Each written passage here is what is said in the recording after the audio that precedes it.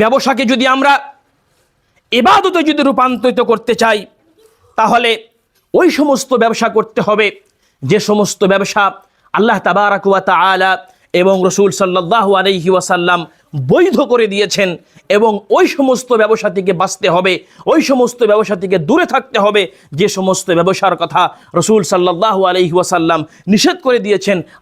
যে আয়াতটি আমি তেলাওয়াত করেছি, সেই আয়াতে আল্লাহ তাবারাক ওয়া তাআলা বলেছেন, ইয়া আইয়ুহাল্লাযীনা আমানু, হে বিশ্বাসীগণ যারা ঈমান এনেছো, হে পৃথিবীর মুমিনেরা, লা তাকুলু আমওয়ালাকুম বাইনাকুম বিল বাতিল, তোমরা এক অপরের ধন, এক অপরের সম্পদ অবৈধভাবে নাজায়েজ তরিকায় তোমরা ভক্ষণ করিও না।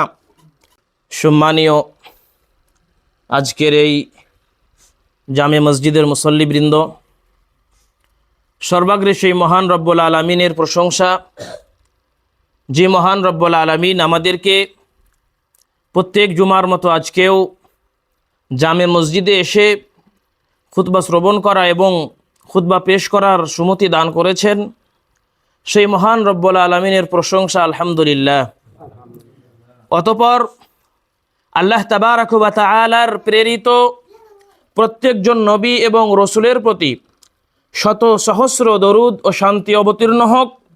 বিশেষ করে আখিরি নবী জনাবে মুহাম্মদ মুস্তাফা সাল্লাল্লাহু আলাইহি ওয়াসাল্লামের উপরে আল্লাহুম্মা সাল্লি আলাইহিম আল্লাহুম্মা বারিক আলাইহিম। কোরআনে কারীম থেকে একটি আয়াত আপনাদের সম্মুখে তেলাওয়াত করেছি। এই আয়াতকে সামনে রেখে ব্যবসা নিয়ে কিছু কথা আপনাদের সম্মুখে আলোচনা করব। ওমা তৌফিক ইল্লা বিল্লাহ আলাইহি তাওয়াক্কালতু ওয়া ইলাইহি উনীব। যে আয়াতটি আমি তেলাওয়াত করেছি, সেই আয়াতে আল্লাহ তাবারাক ওয়া তাআলা বলেছেন, ইয়া আইয়ুহাল্লাযীনা আমানু, হে বিশ্বাসীগণ যারা ঈমান এনেছো, হে পৃথিবীর মুমিনেরা, লা তাকুলু আমওয়ালাকুম বাইনাকুম বিল বাতিল, তোমরা এক অপরের ধন, এক অপরের সম্পদ অবৈধভাবে নাজায়েজ তরিকায় তোমরা ভক্ষণ করিও না। হ্যাঁ, যদি তোমাদের এক অপরের ধন সম্পদ যদি অর্জন করতে হয়, আল্লাহ তাবারাক ওয়া তাআলা একটা হালাল রাস্তা বের করে দিয়েছেন। আল্লাহ বলছেন, ইল্লা আন তাকুনা তিজারাতান আন তারাদিম মিনকুম, তোমরা ব্যবসার মাধ্যমে এক অপরকে রাজি করে তোমরা এক অপরের ধন বা সম্পদ তোমরা অর্জন করতে পারো। আমরা যদি সারা বিশ্বে যদি ভালো করে লক্ষ্য করি, সাধারণত আমরা পয়সা বা টাকা ধন সম্পদ উপার্জনের তিনটা মাধ্যম আমরা গ্রহণ করে থাকি। সেটা হচ্ছে, এক নাম্বার হচ্ছে জেরাআত, কৃষক কাজ, দ্বিতীয় নাম্বারে হচ্ছে তিজারত, ব্যবসা, এবং তৃতীয় নাম্বারে হচ্ছে নকরি বা চাকরি করা। এই তিনটা মাধ্যম, ধন বা সম্পদ উপার্জনের তিনটা হচ্ছে মাধ্যম। তো আমি যে বিষয়টি নিয়ে আজকে আপনাদের সম্মুখে আলোচনা করব সেটা হচ্ছে তিজারত বা ব্যবসা। জেরাআত এবং নকরি, এই দুইটা থেকে তিজারত বা ব্যবসা, কোরআন এবং হাদিসের মধ্যে অনেক ফজিলত রয়েছে। ব্যবসা আমরা যদি আল্লাহ এবং রসুলের সাল্লাল্লাহু আলাইহি ওয়াসাল্লামের তরিকা মোতাবেক যদি আমরা করতে পারি, তাহলে ব্যবসা ইবাদতে রূপান্তরিত হয়ে যায়। যেরকম করে আমরা পৃথিবীতে আমরা সালাত আদায় করি আল্লাহ রাব্বুল আলামিনের নৈকট্য লাভের জন্য, আমরা রোজা রাখি, সেমভাবে যদি আমরা আল্লাহ এবং রসুল সাল্লাল্লাহু আলাইহি ওয়াসাল্লামের তরিকা মোতাবেক আমরা যদি ব্যবসা করতে পারি, এই ব্যবসাই হয়ে যাবে ইবাদত। আসুন, এই ব্যবসা যে ইবাদত, এর অনেকগুলো কোরআন এবং হাদিস থেকে দলিল আমি সংগ্রহ করেছি, একটা একটা করে আপনাদের সম্মুখে উপস্থাপন করব। মনে রাখবেন, এই যে আমরা ইসলাম পেয়েছি, ইসলামের যা দাওয়াত দিয়েছেন, ইসলাম এবং দাওয়াত, তিজারত এবং দাওয়াত, এর ভিতরে একটা ভালো সম্পর্ক রয়েছে। যারা ইমানদার তাজির বা ব্যবসায়ী, তারাই কিন্তু ইসলাম প্রচার করেছেন। আমরা যদি ইতিহাস ভালো করে দেখি, রসুল সাল্লাল্লাহু আলাইহি ওয়াসাল্লাম যখন হিজরত করে মক্কা থেকে যখন মদিনায় গেলেন, মদিনায় যাওয়ার পরে সর্বপ্রথম 3টা কাজ করেছেন। তার ভিতরে প্রথম নাম্বার হচ্ছে যে রসুল সাল্লাল্লাহু আলাইহি ওয়াসাল্লাম মক্কার যেগুলি সাহাবা হিজরত করে মদিনায় গিয়েছিলেন, যাদেরকে মুহাজির বলা হয়, এবং মদিনায় যারা ছিলেন সাহাবা, এই আনসার এবং মুহাজির এই দুইজনের ভিতরে রসুল সাল্লাল্লাহু আলাইহি ওয়াসাল্লাম ভাইচারা করে দিয়েছিলেন। এটা ছিল প্রথম নাম্বার কাজ।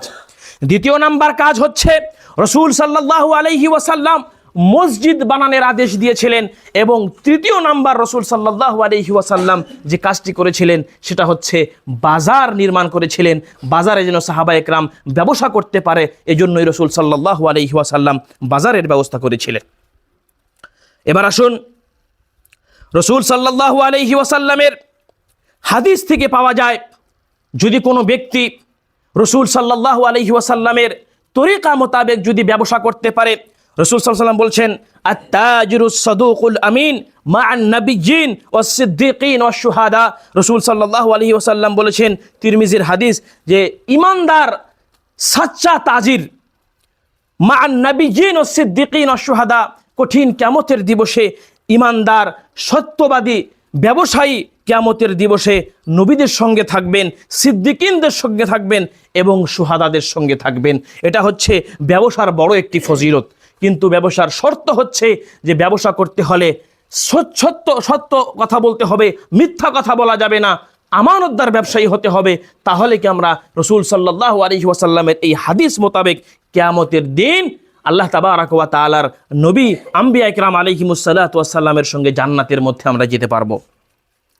এবার আসুন, যদি আমরা পৃথিবীতে ব্যবসা করার সময় যদি আমরা মিথ্যা কথা বলে ফেলি, যেরকম উপরে ফজিলত এসছে, সেম ভাবে রসুল সাল্লাল্লাহু আলাইহি ওয়াসাল্লাম ওয়াইদ দিয়েছেন ওই ব্যক্তির ব্যাপারে, যে ব্যক্তি মিথ্যা কসম খেয়ে ব্যবসা করবে। রসুল সাল্লাল্লাহু আলাইহি ওয়াসাল্লাম বলছেন, ক্বালান নবী সাল্লাল্লাহু আলাইহি ওয়াসাল্লাম সালাসাতুন লা ইউকাল্লিমুহুমুল্লাহু ইয়াওমাল কিয়ামা ওয়া লা ইয়ানজুরু ইলাইহিম ওয়া লা ইউযাক্কিহিম ওয়া লাহুম আযাবুন আলীম। রসুল সাল্লাল্লাহু আলাইহি ওয়াসাল্লাম বলছেন যে ওই ব্যক্তির দিকে, 3 ধরনের ব্যক্তির দিকে আল্লাহ তাবারাক ওয়া তাআলা কিয়ামতের দিন তাকাবেন না, তাদের সঙ্গে কথা বলবেন না, তাদেরকে পবিত্র করবেন না। তার ভিতরে একজন হচ্ছেন যে ব্যক্তি এই ব্যবসা করার সময় মিথ্যা কসম খেয়ে, মিথ্যা হালফ খেয়ে ব্যবসা করবে। এই ব্যক্তির দিকে আল্লাহ তাবারাক ওয়া তাআলা কিয়ামতের দিন তাকাবেন না, কিয়ামতের দিন পবিত্র করবেন না, এবং তার জন্য রয়েছেন ওয়ালাহুম আযাবুন আলীম, দর্দনাক আযাব তার জন্য রয়েছে।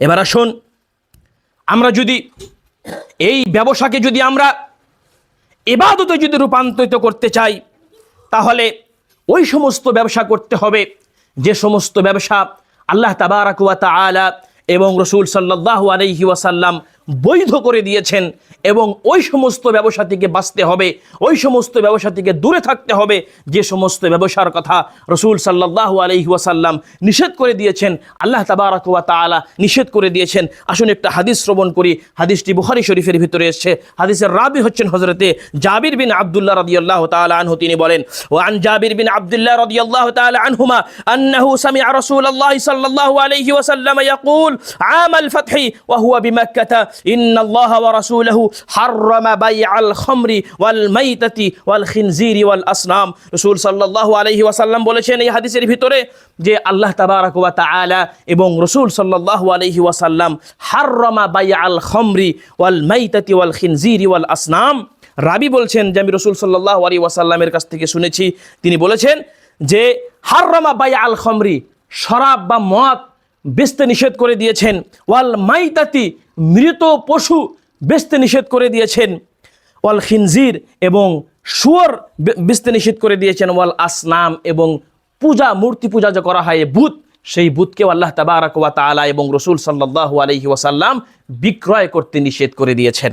এই বস্তুটা ভালো করে খেয়াল করতে হবে যে আমরা যদি এই সমস্ত বস্তু যদি আমরা ক্রয় বিক্রয় করি, তাহলে ওই ব্যবসার দ্বারাই ইবাদত হবে না, ওই ব্যবসায়ী গুনাহগার হবে। আল্লাহ রাব্বুল আলামিনের নবী যে বলছেন যে খমর, শরাব, এই শরাবের ভিতরে আমরা যদি ভালো করে লক্ষ্য করি যে হারাম বস্তু কি আছে, শরাবের মতোই আজকে আমরা যে সমস্ত গুটকা, শেকর, এই সমস্ত বস্তুও কিন্তু বেচা এবং কেনা সমস্ত কিন্তু হারাম।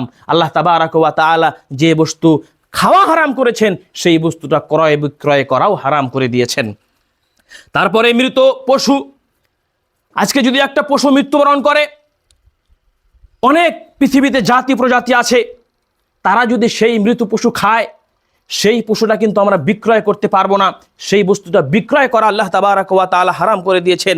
তারপরে খিনজির, শুয়োর, এটাকেও আল্লাহ তাবারাক ওয়া তাআলা বিক্রয় করা হারাম করে দিয়েছেন। এবং আসনাম, যে আজকে আমাদের বিভিন্ন দোকানে পাওয়া যায়, বিভিন্ন পূজার আইটেম বিক্রয় করা হয়, এই বস্তুগুলোও বিক্রয় করা হারাম। তারপরে আজকে বিভিন্ন কাপড়ের দোকানে যে সমস্ত ফ্যাশনের কাপড় বিক্রয় হয়, যে সমস্ত কাপড় থেকে অশ্লীলতা ছড়ায়, সেই সমস্ত কাপড় বিক্রয় করা হারাম, বিক্রয় করা যাবে না। তারপরে মনে রাখেন, যদি আমরা কেউ আঙ্গুরের দোকান করে থাকি, আঙ্গুর যদি আমরা বিক্রয় করি, ঠিক আছে, বিক্রয় করা যাবে। কিন্তু আমরা যদি দেখি যে একজন ব্যক্তি আঙ্গুর কিনতে আসলো, আঙ্গুর কিনে সেই ব্যক্তি কনফার্ম যদি আমাদের জানা থাকে যে এই লোকটি আঙ্গুর কিনে নিয়ে শরাব বানাবে, মদ বানিয়ে বিক্রি করবে, তাহলে ওই ব্যক্তির কাছে সেই আঙ্গুর বিক্রয় করাটাও হারাম হয়ে যাবে।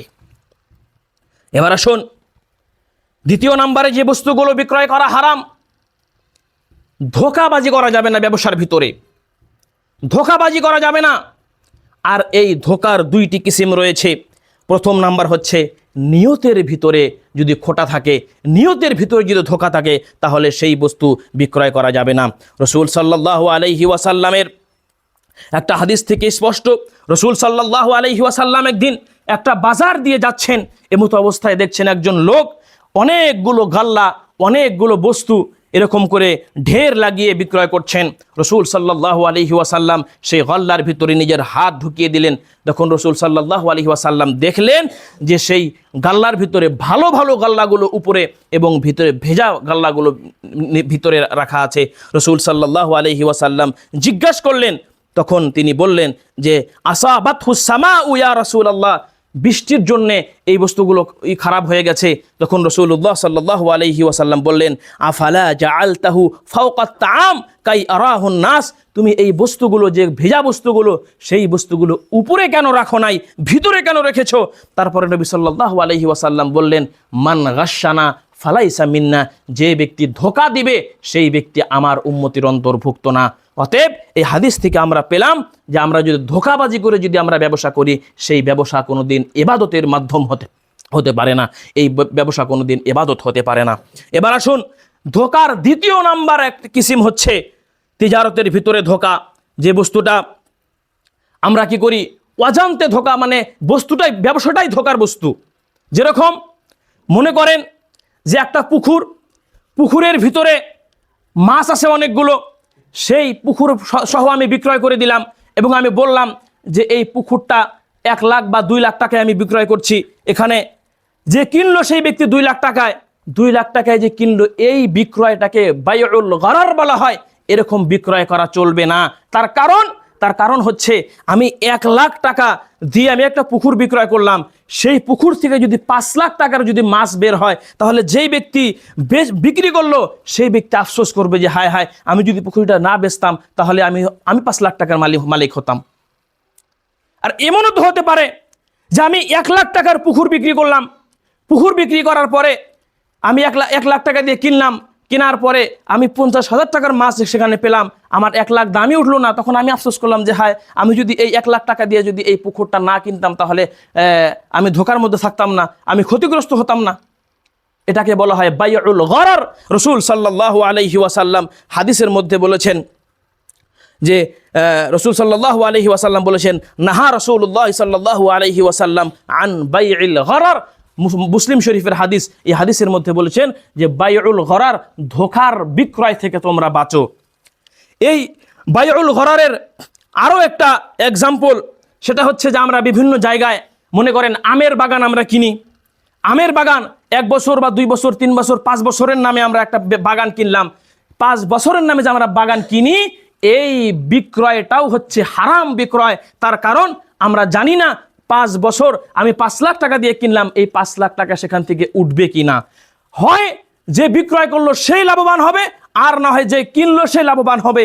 এরকম বিক্রয় করা শরীয়তের ভিতরে জায়েজ নাই, শরীয়তের ভিতরে চলবে না।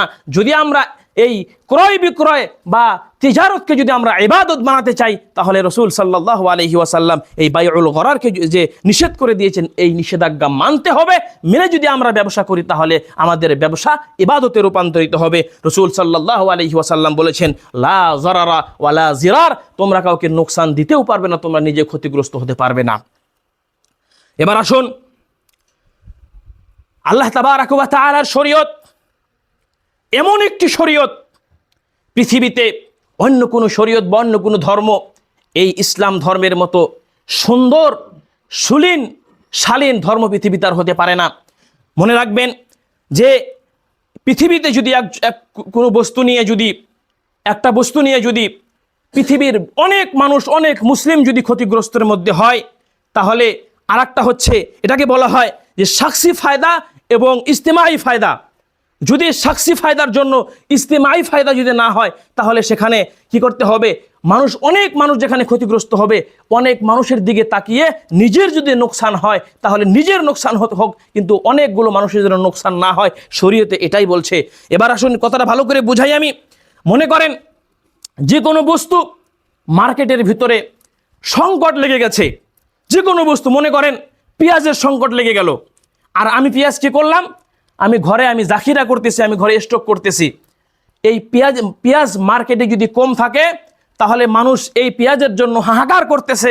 রাসূল সাল্লাল্লাহু আলাইহি ওয়াসাল্লাম এই ব্যাপারে বলেছেন, লা ইয়াহতাকিরু ইল্লা খাতিউন, এই বিষয়কে করা যাবে না, জাখিরা আন্দাজি করা যাবে না, স্টোর করা যাবে না। মানুষ যদি কষ্টে থাকে, মানুষ যদি এই বস্তুটা নিয়ে হাহাকার করে থাকে, তাহলে আপনার স্টোর করা চলবে না, বাজারে মার্কেটে সেই বস্তুটি নিয়ে যেতে হবে, বিক্রয় করতে হবে। তার কারণ এই বস্তুর জন্য মানুষ হাহাকার করতেছে, এই বস্তুর জন্য মানুষ পাগল হয়ে গেছে, এই বস্তুটি মার্কেটের ভিতরে কম রয়েছে, এই বস্তুটি আপনি স্টোর করতে পারবেন না। আপনি যদি ব্যবসাকে যদি ইবাদত বানাতে চান, তাহলে স্টোর করা যাবে না। হ্যাঁ, যে বস্তুটি মার্কেটের ভিতরে অ্যাভেলেবেল আছে, সেই বস্তু আপনি করতে পারবেন স্টোর, কোনো সমস্যা নাই। কিন্তু যে বস্তুটা মার্কেটের ভিতরে কম, আপনি এটা মনে করতেছেন যে এই বস্তুটা আমি স্টোর করে যদি 6 মাস পরে যদি আমি বিক্রয় করি, তাহলে আমি অনেক টাকা লাভ করতে পারবো, এই বস্তুর হুকুম, এই বস্তুর আদেশ রাসূল সাল্লাল্লাহু আলাইহি ওয়াসাল্লাম বা শরীয়ত দেয় নাই। রাসূল সাল্লাল্লাহু আলাইহি ওয়াসাল্লাম বলেছেন, লা ইয়াহতাকিরু ইল্লা খাতিউন, গুনাহগার ব্যক্তি কেবলমাত্র স্টোর করে। রাসূল সাল্লাল্লাহু আলাইহি ওয়াসাল্লামের হাদিস। তারপরে যে কোনো বস্তু আমরা ক্রয় বিক্রয় করব, আমরা যেন নরম লেহজায়, ভালো ব্যবহারে যেন আমরা ক্রয় বিক্রয় করি। এই বিষয়ে রাসূল সাল্লাল্লাহু আলাইহি ওয়াসাল্লামের হাদিস রয়েছে। জাবির রাদিয়াল্লাহু তাআলা আনহু থেকে বর্ণিত, তিনি বলেন, قال رسول الله صلى الله عليه وسلم رحم الله عبدا سمحا إذا باع سمحا إذا اشترى سمحا إذا اقتضى। ইবনে মাজার হাদিস। রাসূল সাল্লাল্লাহু আলাইহি ওয়াসাল্লাম বলছেন যে ওই ব্যক্তির উপরে আল্লাহর রহমত নাজিল হোক, যে ব্যক্তি কি করে, নরমির সাথে, উদারতার সাথে ক্রয় বিক্রয় করে, এবং অপরের কাছে যখন কোনো বস্তু পাওয়ার থাকে, নরমের সাথে, উদারতার সাথে মানুষের কাছে তলব করে বা চায়, এই ব্যক্তির উপরে আল্লাহ তাবারাক ওয়া তাআলা রহমত নাজিল করুক, আল্লাহ তাবারাক ওয়া তাআলার রহমত তার উপরে বর্ষণ হোক। আমরা বাজারে অনেক বস্তু কিনতে যাই, অনেক বস্তু ক্রয় বিক্রয় করতে যাই, আমাদের মেজাজ গরম হয়ে থাকে। আমরা যদি ইবাদত বানাতে চাই, আমাদের তিজারত ইবাদত বানাতে চাই, আমাদের ব্যবসা, তাহলে নরম হয়ে মানুষের সাথে কথা বলতে হবে, যার কাছে বিক্রি করব নরমভাবে কথা বলতে হবে, তাহলেই আল্লাহ রাব্বুল আলামিনের নবীর এই হাদিসের মিসদাক আমরা হতে পারবো। বাজারে করতে গেলাম, আমি বাজার করার সঙ্গে যখন বাজারে গেলাম, দেখলাম অনেকগুলো মানুষ বিক্রয় করতেছে। আমি দেখলাম একজন বৃদ্ধ মানুষ, যার কোনো কিছুই নেই, গরিব মানুষ, তার থেকে যদি আমি কিনি, ভালো করে যদি ব্যবহার দেখিয়ে 2 টাকা বেশি দিয়ে যদি আমি বস্তুটা কিনি, রাসূল সাল্লাল্লাহু আলাইহি ওয়াসাল্লামের এই হাদিসের মিসদাক হতে পারবো, আমাদের উপরে আল্লাহ রাব্বুল আলামিনের রহমত নাজিল হবে। এবার আসুন, তিজারত বা ব্যবসা এটা এমন একটি বস্তু, এই বস্তুতে শুধু যে টাকাই আমাদের পকেটে আসবে তা না। আমরা যদি আল্লাহ এবং রসুলের পদ্ধতি অনুযায়ী যদি আমরা ব্যবসা করতে পারি, তাহলে এই অল্প টাকার ভিতরেই, অল্প উপার্জনের ভিতরেই আল্লাহ তাবারাক ওয়া তাআলা বরকত দান করবেন। রাসূল সাল্লাল্লাহু আলাইহি ওয়াসাল্লামের একটি হাদিস থেকে প্রমাণিত, একজন সাহাবী রাসূল সাল্লাল্লাহু আলাইহি ওয়াসাল্লামের কাছে আসলেন, এসে বলছেন, ইয়া রাসূলুল্লাহ, আমার ভাই সারাদিন আপনার কাছে পড়ে থাকে, সারাদিন আপনার কাছ থেকে বিদ্যা অর্জন করে, সে কোনো উপার্জন করতে চায় না, কোনো টাকা পয়সা উপার্জন করে না। রাসূল সাল্লাল্লাহু আলাইহি ওয়াসাল্লাম বললেন, লাআল্লাকা তুরযাকু বিহি। তিরমিজির হাদিস, রাসূল সাল্লাল্লাহু আলাইহি ওয়াসাল্লাম বলছেন যে এই সাহাবী, এমনও তো হতে পারে যে আল্লাহ তাবারাক ওয়া তাআলা তোমাকে যে রিজিক দিচ্ছে, তোমাকে যে রোজি রুটি দিচ্ছে আল্লাহ তাবারাক ওয়া তাআলা, এমনও তো হতে পারে যে তোমার ছোট ভাই আমার কাছে সারাদিন জ্ঞান অর্জন করছে, এই জ্ঞান অর্জন করার কারণে আল্লাহ তাবারাক ওয়া তাআলা তোমাকে রোজি রুটির ব্যবস্থা করে দিচ্ছে, এমনও তো হতে পারে। এই হাদিস থেকে বোঝা যায় যে আমরা শুধুমাত্র যে ব্যবসায় পড়ে থাকবো তাই তা হবে না। ব্যবসা করার সাথে সাথে কিছু টাকা গরিব মিসকিনকে আমরা দান করব, তাহলে আমাদের কি হবে, এই যে টাকা পয়সা আমাদের ধন সম্পদ যে আল্লাহ দিবে এর মধ্যে বরকত দান করবে আল্লাহ তাবারাক ওয়া তাআলা। তারপরে আমরা ব্যবসা করি আর যাই করি, ব্যবসার কিছু টাকা থেকে আমরা যেন গরিব মিসকিন যারা অসহায় মানুষ তাদেরকে যেন আমরা কিঞ্চিত পরিমাণ হলেও যেন সাহায্য করি। যদি আমরা সাহায্য করি, রাসূল সাল্লাল্লাহু আলাইহি ওয়াসাল্লামের একটা হাদিস থেকে প্রমাণিত, রাসূল সাল্লাল্লাহু আলাইহি ওয়াসাল্লাম বলছেন, ইয়া মা'শারাত তুজ্জার, হে পৃথিবীর তাজির, হে পৃথিবীর ব্যবসায়ী, হে পৃথিবীর বিজনেসম্যানেরা, তোমরা শুনে রাখো, ইন্নাশ শায়তানা ওয়াল ইসমা ইয়াহযুরানি আল বাইআ ফাশুবু বাইআকুম বিস সাদাকা। তিরমিজির হাদিস, রাসূল সাল্লাল্লাহু আলাইহি ওয়াসাল্লাম বলছেন এই হাদিসের মধ্যে যে তোমরা যখন ব্যবসা করো, ব্যবসার ভিতরে অজান্তে শয়তান এবং গুনাহ তোমাদের ব্যবসার মধ্যে চলে আসে, তোমরা হঠাৎ করে মিথ্যা কথা বলে ফেলো, তোমাদের মুখ দিয়ে মিথ্যা কথা বেরিয়ে যায়। ইয়াহযুরানিল বাই', শয়তান এবং মিথ্যা কথা গুনাহ কি হয়, তোমাদের বাইয়ের ভিতরে, তোমাদের ক্রয় বিক্রয়ের মধ্যে চলে আসে। ফাশুবু বাইআকুম বিস সাদাকা, তোমরা যে বস্তুগুলো বিক্রয় করো উপার্জিত পয়সা থেকে তোমরা কিঞ্চিত পরিমাণ হলেও তোমরা সদকা করো। যদি সদকা করো এই বস্তুর কাফফারা হয়ে যাবে। যেরকম আমরা রমাদানুল মুবারাকে, রোজার মাসে যেরকম করে আমরা সাদকাতুল ফিতর দেই, কেন ফিতর দেই, তার কারণ হচ্ছে রোজা রাখা অবস্থায় যদি আমাদের ভিতর থেকে আমাদের মাধ্যমে যদি অজান্তে কোনো গুনাহ হয়ে যায়, সেই গুনাহের কাফফারা হিসাবে যেরকমভাবে আমরা পৃথিবীতে সাদকাতুল ফিতর দেই, সেরকমভাবে ব্যবসার মধ্যে যদি অজান্তে কোনো ভুল হয়ে যায়, অজান্তে যদি কোনো গলতি হয়ে যায়, আল্লাহ তাবারাক ওয়া তাআলা এই সদকা বা দানের মাধ্যমে, দানের কারণে আল্লাহ তাবারাক ওয়া তাআলা আমাদের গুনাহকে ক্ষমা করে দিবেন।